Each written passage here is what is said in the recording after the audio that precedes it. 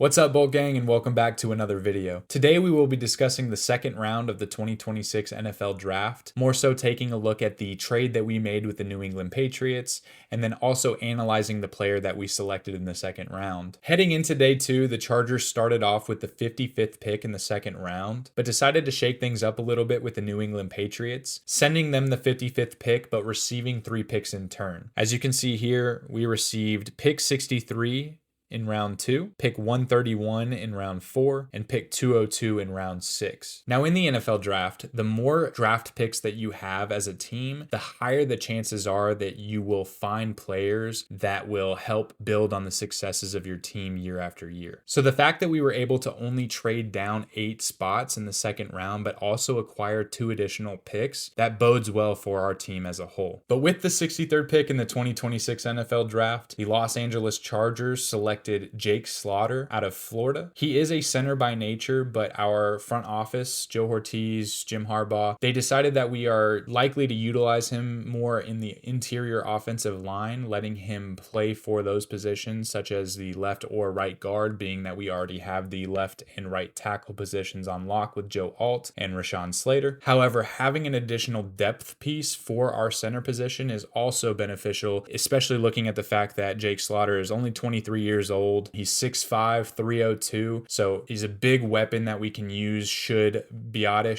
something happen to him injury-wise, should he regress from how he was playing for the Commanders, or something along those lines. Now, most centers are known for being high IQ, football-minded individuals who are able to read defenses almost as quickly as quarterbacks, making micro adjustments and serving as leaders on the offensive line. Now, it goes without saying that we have a bad taste in our mouth when it comes to centers. Bradley Bozeman was not what we needed as a leader on our offensive line, being how depleted we were at those positions. But the fact that we were able to go out during free agency and signed Biotish and then go into the draft and draft a center who was ranked the number 1 center in the draft this year, it bodes well for our ability to think beyond this year. Biotish signed a 3-year contract, so we have options to look at with a veteran, and then obviously being that we just drafted a center in the draft, we have about 5 years with him to develop him into a center that can play at the pro level and can be a long-term option for the Chargers moving forward. However, being that the front office has decided that they are going to let him compete for one of the other interior offensive line positions, I think that it's a great move selecting somebody as big as Jake Slaughter who has that football mindset that can also transition to those other positions that we currently have a need for. Jake Slaughter is known for his technical proficiency and leadership as a former team captain when playing for the Florida Gators, but he is also excellent in pass protection, which is something that we desperately needed from last season, being that Justin Herbert was the second most sacked quarterback in the NFL. I think that we will end up utilizing him as an offensive guard. At least we're going to experiment with him and his size and his football mindset to see if he is able to plug and play next to the likes of Slater or Alt. I think that the Slater-Slaughter combo sounds awesome.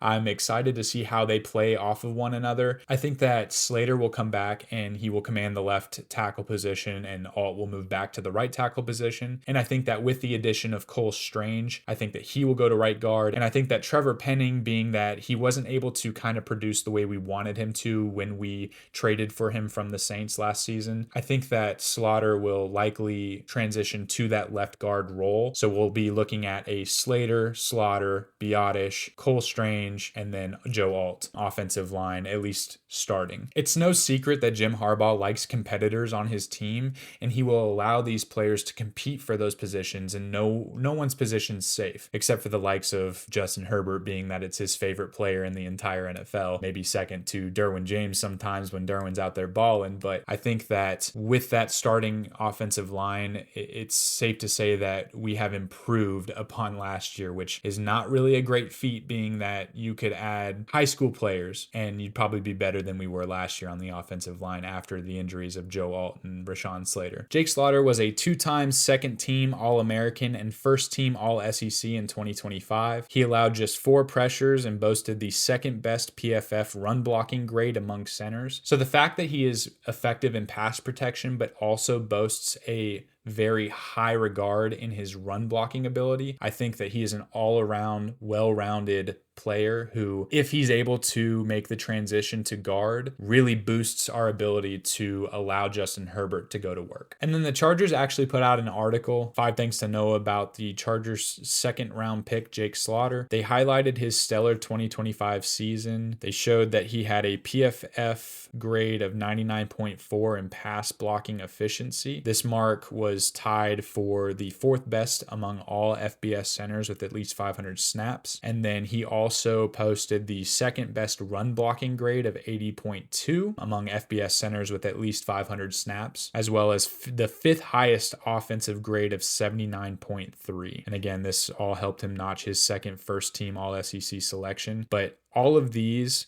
the 99.4 in pass blocking efficiency, the 80.2 in run blocking, and then the 5th highest offensive grade, just shows that he is a well-rounded individual. He is a player that is going to be able to take that next step into pro football. I don't believe he's going to have many issues transitioning to the NFL. And the fact that the front office is confident in his ability to transition to one of those interior offensive line positions, one that he has not played in college, I think that speaks volumes as to the type of player he is. He was a 2-time All-American in his final 2 years at Florida, both of which he was a team captain for, and he led the Gators in PFF offense, pass block, and run block grades. He was great at limiting the pressure on the quarterback. I believe he had 9 in each of his first 2 seasons at Florida, and then just 4 in 2025. So it shows that he was able to progress from those first 2 years to that 3rd year in preventing the amount of pressures on his quarterback. He allowed just 4 sacks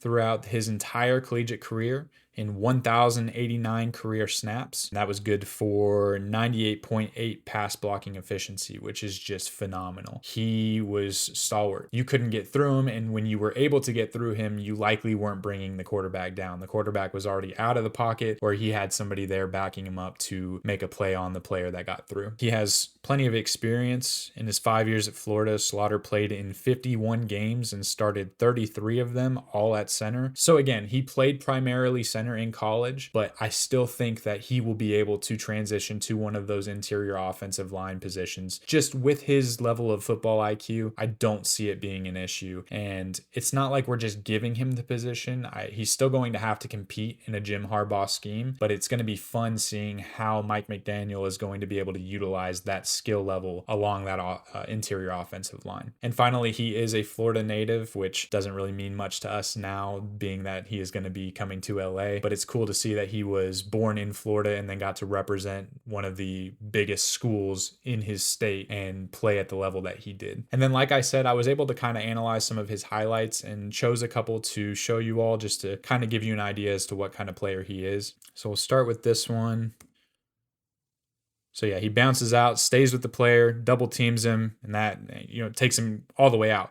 Creates a lane for his running back to get out there and then do his thing. So if we're able to create opportunities for Omarion Hampton to get out and make a man miss, which he's very well known for, I believe that Omarion Hampton could be playing for a offensive player of the year position. I think that he has the skill level should he remain healthy throughout the season, and being behind a healthy offensive line, I think that it's going to be a special circumstance where he's going to have a great season. This selection doesn't just help Justin Herbert. It helps everyone along the offensive line, and it helps everyone at the skill positions, allowing them to go out and show why they are so good at what they do. And then this one's pretty cool too. Being that Justin Herbert found a way to use his legs more last season, I think he was kind of forced to, being that he was running for his life. But Herbert's a big dude, and he's able to get out and run. And when he does choose to run, he seems to be taking big chunks at a time. Now, with a player like Slaughter, just watch. So he bounces off, takes up the defender, and obviously it was a design run, so the quarterback gets out and just puts his head down and goes. But having a player like Slaughter who is able to pick up those defenders and create openings for Herbert or Hampton to run, I think it's going to make defenses think twice about how many they're sending at Herbert, being that he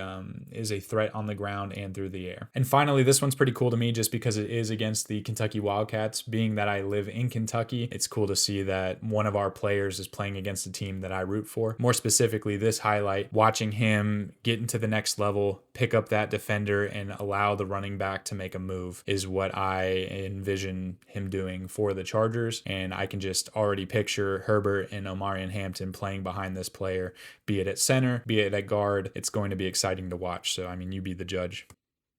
I mean, look, oh, boop, and then it's up to the running back to make the next man miss. So I think that this selection, I believe he got a C, maybe a B grade from the NFL, but I think that it's mainly because he is listed as a center. Our plans for him, again, are somewhere along that interior offensive line. If he does not start as a offensive guard, he's still a depth piece at center should something happen to Biotish. But I am excited to see how he develops, takes that next step into playing in the NFL, and I look forward to seeing Justin Herbert take snaps from him at some point in his career, should he continue to play at the level that he plays at. But hey, only time will tell. If you like this video, go ahead and leave me a like, drop me a comment. I'd love to hear from you all to discuss what you think of Jake Slaughter as a player. If you think that he's going to be able to transition well into playing in the NFL at a guard position, even though he was a center in college. If there was another player that you thought we should have taken in the second round, I'd love to hear it. And then also, if you haven't already, go ahead and hit that subscribe button. I'm looking to post about once a week with how my schedule is right now, mostly around Friday, Saturday timeframe,